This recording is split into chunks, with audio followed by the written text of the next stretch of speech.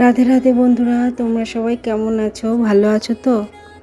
নিশ্চয়ই খুব ভালো আছো। আমিও খুব খুব ভালো আছি। তো শুভ পঞ্চমী। তো চলো ঘরটা ভালো করে গুছিয়ে নিই। কালকে ষষ্ঠী, কালকে সকালবেলা থেকেই তাড়াহুড়ো থাকবে। তো পুজোর সময় সবারই তাড়াহুড়ো, সাজগোজ, আনন্দ ফুর্তি, খাওয়া দাওয়া এসব নিয়েই সবাই ব্যস্ত থাকবে। তো যাই হোক, আমি তো রাত্রের বেলায় বেডশিটটা চেঞ্জ করে নিয়ে রাখলাম। তো তোমরা কি করছো? তোমাদেরও কি এরকম রাত্রের বেলাতেই সমস্ত কাজ করে রাখছো, নাকি পরের দিন সকালবেলা তাড়াতাড়ি করে উঠে সব কাজ সারবে? আমাকে কমেন্টে জানিও। পুজোতে তো সবাই ব্যস্ত খাওয়া দাওয়া, আনন্দ ফুর্তি নিয়ে। তো যাই হোক, আমি এর মধ্যে আর ভগবান শ্রীকৃষ্ণের কথা আলোচনা করছি না। আসলে চারিদিকে মাইক বাজছে, মনও খুব চঞ্চল হয়ে আছে। তো সেই জন্য আর ভগবান শ্রীকৃষ্ণের কথা বলছি না। তো ভগবান শ্রীকৃষ্ণের কথা বলতে বা আলোচনা করতে একটু শান্ত হতে হয়, তো শান্ত হচ্ছি না।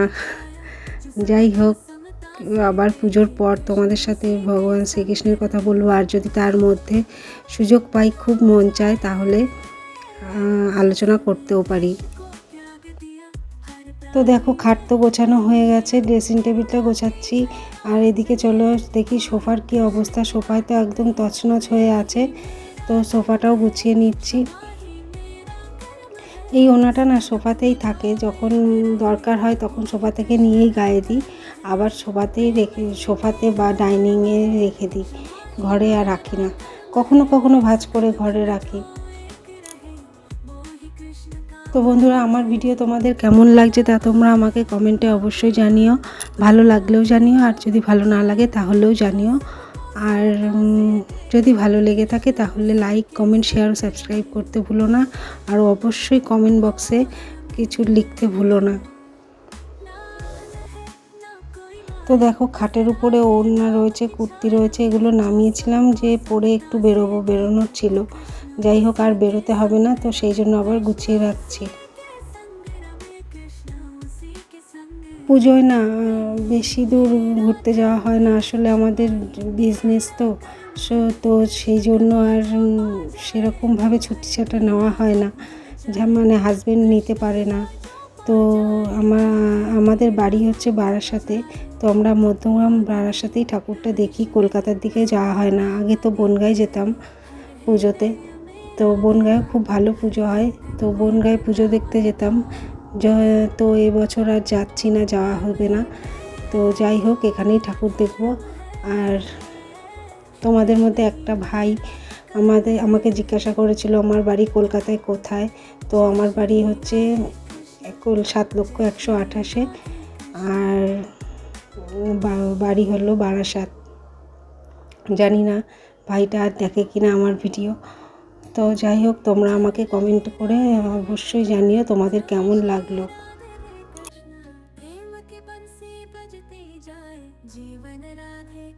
তো বন্ধুরা, মন ভীষণ চঞ্চল হয়ে আছে, যে ভয়েসটাও দিতে পারছি না, এতটাই খুশিতে আছি। তো তোমরাও ভালো থাকো, আনন্দ থাকো, খুশিতে থাকো। পুজোর দিনগুলো সবার আনন্দে কাটুক ও ভালো কাটুক। তো দেখো, আলনা না, শোকেসটা তো মোছা হয়ে গেছে, এবার আলমারিটাও মুছে নিচ্ছি। কদিন আগে তোমাদের সাথে সকালের ভিডিও শেয়ার করছিলাম, তো সেই জন্য আর তোমাদের সাথে মানে ফার্নিচারগুলো মোছার শেয়ার করতে পারিনি, দেখাতেও পারিনি। আর ফার্নিচারের মধ্যে না ফ্রিজটা বারবার আমি মুছতে ভুলে যাচ্ছিলাম। তো যাই হোক, ফ্রিজের উপর অনেকটা নোংরা পড়েছে, সেই নোংরাগুলো ভালো করে মুছে নিতে হবে। তো তাই চলে এলাম ভালো করে ফ্রিজটা মুছে নেওয়ার জন্য।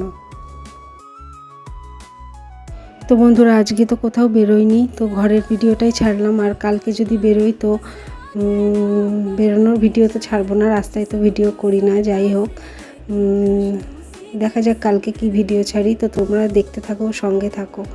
আবার চলে আসবো কাল তোমাদের সামনে নতুন কোনো ভিডিও নিয়ে।